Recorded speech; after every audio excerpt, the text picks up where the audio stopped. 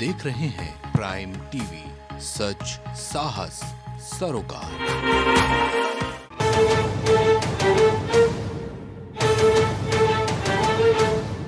ये समाजवादी झंडा, ये समाजवादी झंडा।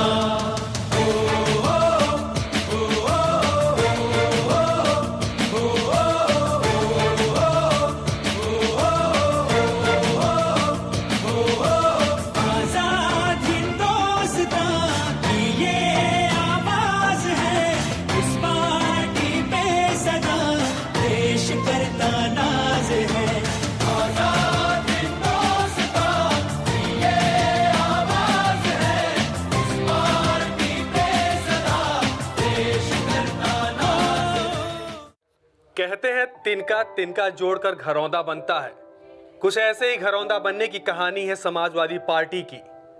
समाजवादी पार्टी एक ऐसा नाम जो आज किसी परिचय की मोहताज नहीं है। एक ऐसे शख्स की पार्टी जिसे राजनीतिक अखाड़े का सबसे धुरंधर पहलवान के तौर पर पहचाना जाता है, मुलायम सिंह यादव, जिनके बारे में कहा जाता है कि मन से मुलायम, इरादों से लोहा। और इनका दांव ऐसा होता है कि धुरंधर से धुरंधर और बड़े से बड़ा पहलवान के दांव के आगे पानी मांगता है।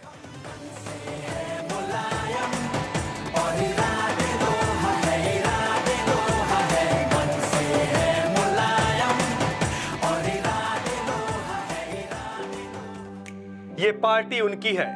इस पार्टी की नींव उन्होंने रखी। जयप्रकाश नारायण, राम मनोहर लोहिया, जनेश्वर मिश्र जैसे समाजवादियों को अपना राजनीतिक गुरु मानने वाले मुलायम सिंह यादव ने 4 अक्टूबर 1992 को लखनऊ के बेगम हजरत महल पार्क में पार्टी के नाम की औपचारिक घोषणा की थी, जिसके बाद से पार्टी अपने चुनाव निशान की तरह ही लगातार आगे बढ़ती चली जा रही है। आज से लगभग 26 साल पहले बनी इस पार्टी का चुनाव निशान साइकिल है और साइकिल की तरह ही इस पार्टी का वक्त भी काफी उतार चढ़ाव भरा रहा।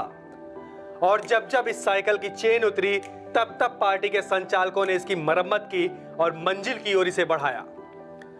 26 साल पहले बनी इस पार्टी से मुलायम सिंह यादव ने सन 1993 में दूसरी बार देश के सबसे बड़े राजनीतिक सूबे के मुखिया चुने गए और करीब 1.5 साल तक यूपी की बागडोर संभालने के बाद मुलायम सरकार गिर गई। कारण सिर्फ एक रहा कि मायावती ने अपना समर्थन वापस ले लिया और खुद मुख्यमंत्री की कुर्सी संभाल ली। इन उतार चढ़ावों के बीच मुलायम सिंह और समाजवादी पार्टी ने हिम्मत नहीं हारी, बल्कि इनका उत्साह दुगना होता चला गया।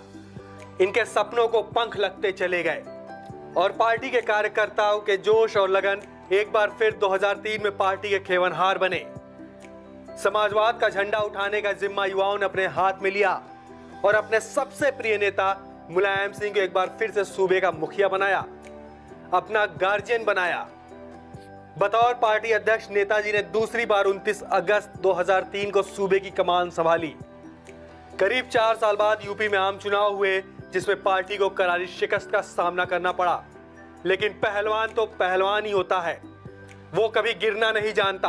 एक दांव से हारने के बाद वह दूसरा दांव भी लगाना जानता है। मुलायम सिंह और पार्टी की पार्लियामेंट्री बोर्ड की बैठकों का दौर इसके बाद चलने लगा। हार की वजहों पर मंथन होने लगा। यह सोचा जाने लगा कि अब कौन सा दांव आजमाया जाए। इतने में सबको इस बात का एहसास होने लगा कि युवा अब इनसे दूर जा रहा है, जिस पर पार्टी को अब विचार करना था।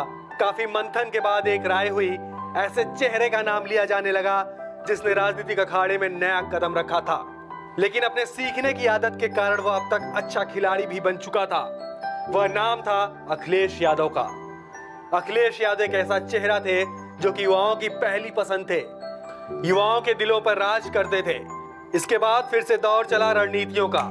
अब रणनीति बनी और रणनीति ये कि अखिलेश पूरे सूबे में साइकिल यात्रा निकालेंगे, और हुआ भी ऐसा ही। करीब 6 महीने की लगातार साइकिल यात्रा के बाद सन 2012 में मेहनत रंग लाई। पार्टी ने चमत्कार कर दिखाया।